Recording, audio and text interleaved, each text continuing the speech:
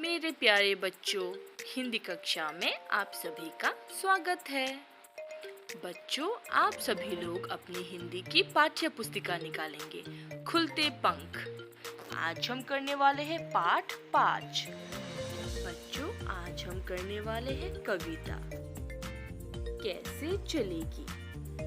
बच्चों, इस कविता को पढ़ने से पहले मैम आप लोगों को ये बताना चाहती है कि पेड़ हमारे लिए कितना महत्वपूर्ण है। बच्चों, आप लोगों को पता है ना कि पेड़ हमें ऑक्सीजन देते हैं, जिसकी वजह से हम सांस लेते हैं।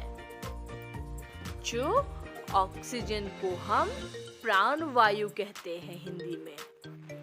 और बच्चों, इसके अलावा पेड़ हमें बहुत सारी चीजें देती है, जैसे फल, फूल, सब्जियां, औषधियां, जड़ी बूटियां, रबर, तेल और कई अन्य उपयोगी चीजें प्रदान करते हैं ये पेड़ हमें।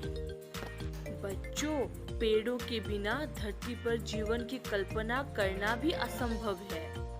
बच्चों, पेड़ के बिना मनुष्य, जीव जंतु, पशु पक्षियाँ जीवित नहीं रह सकते।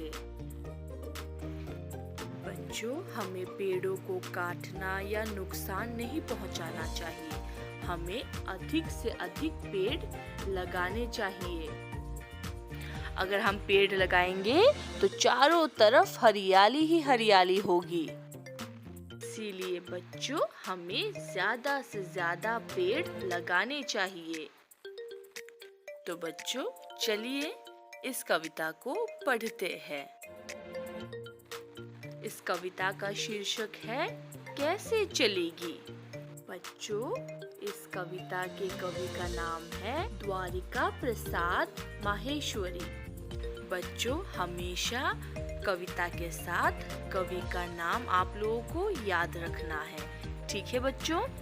बच्चों, इस कविता को शुरू करने से पहले हम कुछ शब्दों के अर्थ को समझ लेते हैं। छा मतलब छाया।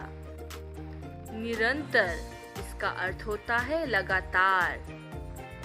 विशुद्ध, विशुद्ध का अर्थ होता है स्वच्छ।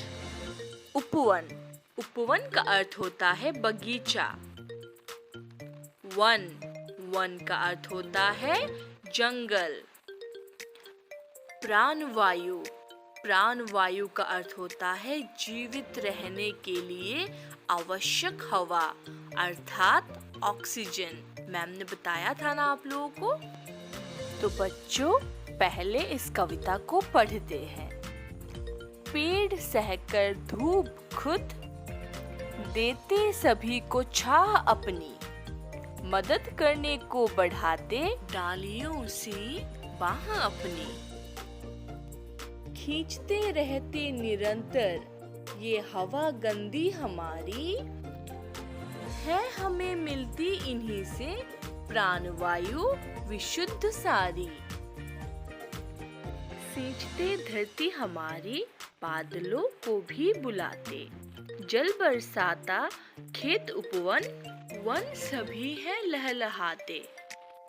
जाएं उनको काटते ही तो मिलेगी छाह कैसे, मदद करने को बढ़ेगी डालियों सी बाह कैसे। और लेने सांस को फिर प्राणवायु कहाँ मिलेगी, प्राणवायु नहीं मिली तो जिंदगी कैसे चलेगी। द्वारिका प्रसाद माहेश्वरी।